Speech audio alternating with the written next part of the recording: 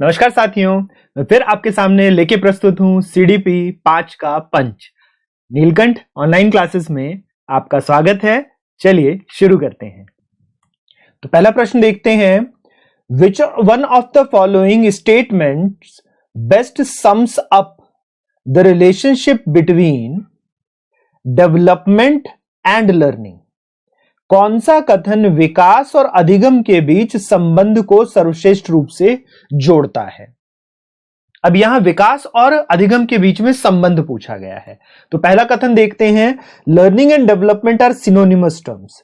अधिगम और विकास समानार्थक परिभाषिक शब्द हैं। तो सिनोनिमस समानार्थक नहीं है ये दोनों। जब हम अधिगम की बात करें तो अधिगम व्यवहार और संज्ञान से संबंधित है। It is related to the cognition and behavior. Learning is, but development is actually overall related to everything, be it is the cognitive, be it the social, be it the language, everything is development. जबकि जब हम विकास की बात करते हैं तो विकास सर्वांगीण होता है और हर क्षेत्र से संबंधित होता है। तो दोनों एक दूसरे के समानार्थक नहीं है, इसलिए यह कथन तो गलत है। नेक्स्ट देखें, learning and development are interrelated in a complex manner. अधिगम और विकास एक जटिल तरीके से अंतः संबंधित है। यह कथन ठीक है। इस कथन के मैं अलग अलग पक्ष को उजागर कर देता हूं। तब तक तीसरा कथन देखते हैं, development is independent of learning. विकास अधिगम से स्वतंत्र है। तो यह कथन गलत है, क्योंकि विकास अधिगम से स्वतंत्र नहीं हो सकता। वाइगॉस्की क्या कहते हैं, लर्निंग लीड्स डेवलपमेंट। अधिगम विकास का नेतृत्व करता है। लर्निंग ट्रेल्स बिहाइंड डेवलपमेंट, यह भी वाइगॉस्की के कथन के हिसाब से है, गलत है। अधिगम विकास के पीछे है, यह गलत है। अगर हम देखें तो वाइगॉस्की यहां क्या बात करते हैं, वाइगॉस्की यहां बात करते हैं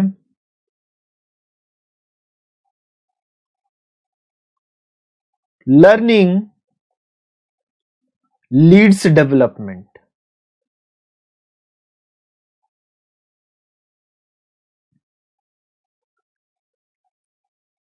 अधिगम विकास का नेतृत्व करता है। ये दोनों कथन हम देखें, तीसरा और चौथा, ये दोनों ही गलत आ जाते हैं इससे। Independent development is neither independent nor trail behind the learning. ना तो विकास अधिगम से स्वतंत्र है, ना ही विकास अधिगम के पीछे रहता है। अधिगम विकास के पीछे रहता है। अधिगम हमेशा विकास का नेतृत्व करता है अकॉर्डिंग टू वाइगॉस्की। लेकिन इससे विपरीत अगर हम देखें तो प्याजे क्या बात करते हैं, प्याजे यहां पर बात करते हैं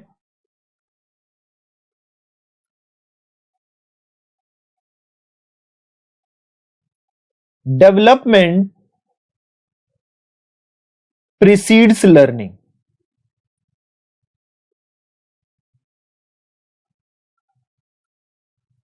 विकास अधिगम से पहले होता है। यहां वो संज्ञानात्मक विकास की बात कर रहे हैं। Here प्याजे is talking about the cognitive development. According to प्याजे, the cognitive operations until and up to they are developed the particular learning cannot happen। जब तक प्याजे ये कहते हैं कि जब तक अवस्था से संबंधित संक्रियाओं का विकास नहीं हो जाता तो उससे रिलेटेड, उससे संबंधित जितने भी अधिगम के क्षेत्र हैं बच्चे के, वो क्रियान्वित नहीं हो सकते। तो पहले विकास होना चाहिए, संज्ञानात्मक विकास होना चाहिए, तब बच्चा उस संज्ञानात्मक क्षमता का प्रयोग करके अधिगम करता है। First the cognitive development should occur, it precedes learning, then the child can use these cognitive operations for the learning, therefore development always precedes learning। अब ये दोनों कथन एक दूसरे के विरोधी हैं।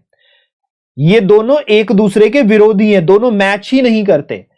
इसीलिए हम क्या कहेंगे, learning and development are interrelated in a complex manner.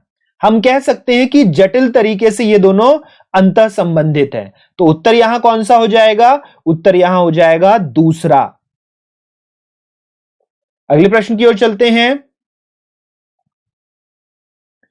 Which one of the following is not a principle of development. कौन सा विकास का एक सिद्धांत नहीं है, नहीं है पूछा गया है इसमें। तो डेवलपमेंट इज लाइफ लॉन्ग, विकास जीवन पर्यंत होता है, ये कथन ठीक है क्योंकि विकास जीवन पर्यंत चलने वाली एक प्रक्रिया है। Development is a process which is a life long process.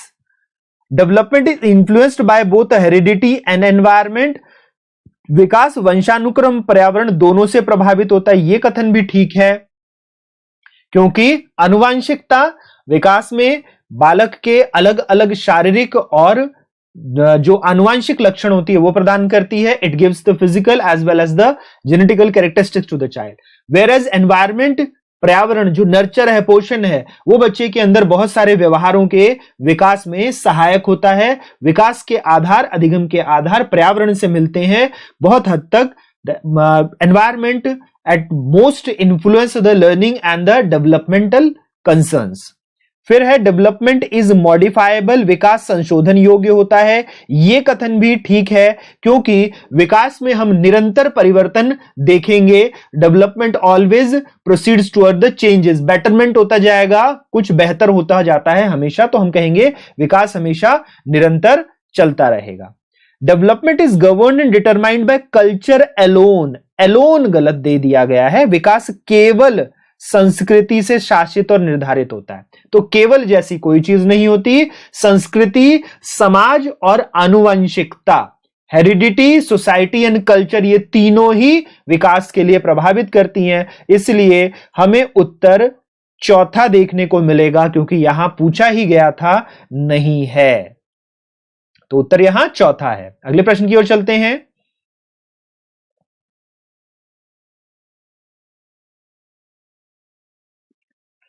A key feature of a child-centered classroom, बाल केंद्रित कक्षा की एक प्रमुख विशेषता है। अब यहां की फीचर पूछा गया है,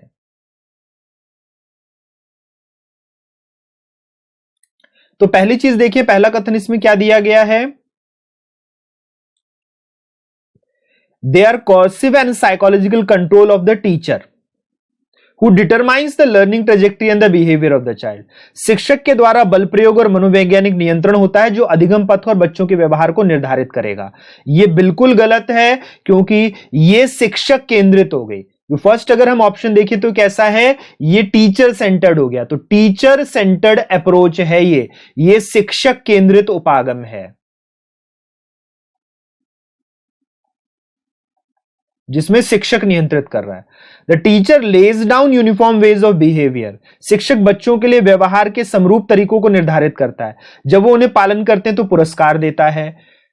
When they follow it, appropriate rewards are given to them। ये फिर से TCA है, टीचर सेंटर्ड अप्रोच है, ये फिर से शिक्षक केंद्रित उपागम ही है, तो हम टीचर सेंटर्ड अप्रोच ही देखेंगे यहां पे। फिर teacher role is to present the knowledge to the learner and assess the students और स्टैंडर्ड पैरामीटर्स, शिक्षक की भूमिका ज्ञान को सीखने के लिए प्रस्तुत करना और शिक्षार्थियों का मानक मापदंडों पर आकलन करना है। तो यहां पर कंटेंट डिलीवरी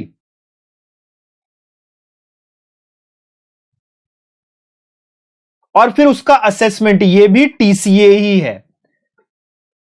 हमने विषय वस्तु प्रदाता बन जाना और फिर उसका आकलन करना, then assess it, do the assessment, यह भी हम क्या देखेंगे, शिक्षक केंद्रित उपागम ही है। The student with the teacher guidance, शिक्षक के मार्गदर्शन से, अब शिक्षक का मार्गदर्शन यानी शिक्षक केंद्र में नहीं रहा, वो मार्गदर्शन की भूमिका में चला गया। Are made responsible for constructing their own understanding, अपने स्वयं की समझ का निर्माण करते हैं और उनके लिए उसे उत्तरदायी बनाया जाता है, रिस्पॉन्सिबल बनाया जाता है। तो यहां पर टीचर गाइडेंस की भूमिका में है, टीचर मार्गदर्शक की भूमिका में है, अपने स्वयं की समझ का निर्माण कर रहा है बालक, they are constructing their own understanding, और उन्हें रिस्पॉन्सिबल बनाया जा रहा है, उन्हें खुद उत्तरदायी बनाया जा रहा है। तो यह एक बाल केंद्रित उपागम हो गया, यह हो गया CCA, चाइल्ड सेंट्रिक अप्रोच।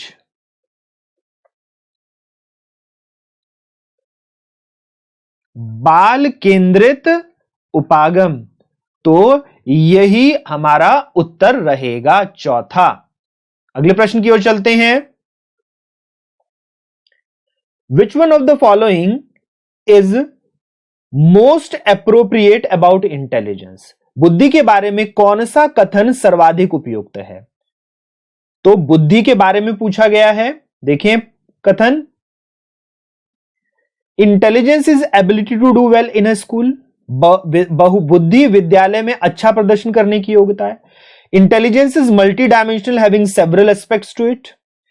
बुद्धि बहुआयामी और इसमें कई पहलू निहित हैं। यह कथन ठीक है, बहुआयामी है। पहला कथन हम श्योरली नहीं कह सकते, बुद्धि से हो सकता है योग्यता मिले, हो सकता है ना मिले। Intelligence can be reliably determined only by administrating standard IQ test. बुद्धि को केवल मानकीकृत, तो केवल यहां गलत दे दिया गया है, ओनली गलत है, ओनली नहीं होता तो यह ठीक हो सकता था। इज फंडामेंटली न्यूरोलॉजिकल फंक्शनिंग, फिर से न्यूरोलॉजिकल फंक्शनिंग फंडामेंटल बनाया गया है, तो मूलभूत रूप से स्नायु तंत्रीय कार्यप्रणाली है, यह भी गलत है। तो यहां पे हम दूसरा उत्तर सही देखते हैं, बहुआयामी है, जिसमें हम बड़े सारे सिद्धांत देखते हैं। इसमें हम गिलफोर्ड का सिद्धांत देखते हैं, इसमें हम गार्डनर का सिद्धांत देखते हैं, तो इसमें बड़े सारे हैं। स्टर्नबर्ग का सिद्धांत है जो बहुआयामी होने की बात करते हैं, मल्टी डायमेंशनल होने की बात करते हैं। तो मल्टीपल इंटेलिजेंस थ्योरी गार्डनर की है, बहुबुद्धि सिद्धांत या त्रिविमीय सिद्धांत गिलफोर्ड का है, या ट्रायर की थ्योरी त्रिचापीय सिद्धांत स्टर्नबर्ग का। ये सभी बहुआयामी होने की बात करते हैं। गार्डनर 8 आयामों की बात करते हैं, 8 प्रकार की बुद्धि। स्टर्नबर्ग बात करते हैं 3 प्रकार की बुद्धि होती है त्रिचापीय सिद्धांत में। गिलफोर्ड बात करते हैं स्ट्रक्चर, संरचनाएं होती हैं, 180 तरह की संरचनाएं उन्होंने अब तक दे चुके हैं। वो 120 से शुरू करी थी, फिर 150, फिर 180 तक दे चुके हैं। तो इसीलिए उत्तर यहां पर कौन सा रहेगा? दूसरा। अगले प्रश्न की ओर चलते हैं। जेंडर बायस पूछा गया है, लिंग पक्षपात। लिंग पक्षपात यानी लड़कियों और लड़कों के बीच में भेदभाव करके उनके किसी एक पक्ष को ज्यादा बेहतर या किसी दूसरे पक्ष को खराब मानना, यह पक्षपात है। देखिए किसमें बताया गया है, acknowledgement of differences between boys and girls due to their physiology. अपने शरीर विज्ञान के कारण लड़के और लड़कियों के बीच विभिन्नताओं की स्वीकृति, ये इंडिविजुअल डिफरेंसेस है। पहला जो कथन है वो किसका है? वो है इंडिविजुअल डिफरेंसेस का। ये जो कथन है ये है वैयक्तिक भिन्नता का, ये पक्षपात नहीं है, क्योंकि लड़कियों और लड़कों की फिजियोलॉजी यानी शरीर विज्ञान अलग है, और इसकी जब हम पहचान करते हैं तो हम इन्हें वैयक्तिक भिन्नताएं कहते हैं, इंडिविजुअल डिफरेंसेस कहते हैं। Differential treatment of boys and girls based on expectations due to cultural attitudes. सांस्कृतिक अभिवृत्तियों के कारण अपेक्षाओं पर आधारित लड़के और लड़कियों में भिन्न व्यवहार करना, यह हम पाएंगे कि यह बिल्कुल भेदभाव है, क्योंकि संस्कृति में लड़कियों से अलग अपेक्षा करना और लड़कों से अलग अपेक्षा करना, boys and girls should have different expectations due to cultural aptitude, यह हमारे पास भेदभाव आता है। फिर देखिए genetic differences that exist between boys and girls, अनुवांशिक भिन्नताएं जो लड़कों और लड़कियों के बीच में पाई जाती है, फिर से ये वैयक्तिक भिन्नता है, तो यह कथन भी ठीक है। स्त्रियोचित और पुरुषित विशेषताओं में सापेक्ष रूप से स्वयं का बोध, perception of self as relatively feminine and masculine in characteristic, ये भी ठीक है कि हम में कौन से लक्षण होते हैं इसकी पहचान करना, ये लक्षण जो है वो भेदभाव उसके आधार पर नहीं करना, तो इसीलिए उत्तर यहां फिर से दूसरा रहेगा। तो साथियों उम्मीद करता हूं कि आपको यह सभी प्रश्न और उनकी एक्सप्लेनेशन बहुत बेहतर ढंग से समझ आए होंगे। जैसा कि आजकल का ट्रेंड है और टीचर रिक्रूटमेंट टेस्ट और टीचर एलिजिबिलिटी टेस्ट में अंडरस्टैंडिंग और एप्लीकेशन बेस्ड क्वेश्चन ज्यादा दिए जा रहे हैं, तो उन्हीं को आपके अंदर कंसेप्चुअलाइज करने का, कंसेप्ट डेवलप करने का ये एक छोटा सा प्रयास है। इसी तरह की वीडियो लेके मैं और आता रहूंगा। जो लोग इस वीडियो को देख रहे थे उन सभी का धन्यवाद। फिर मिलते हैं साथियों, नमस्कार।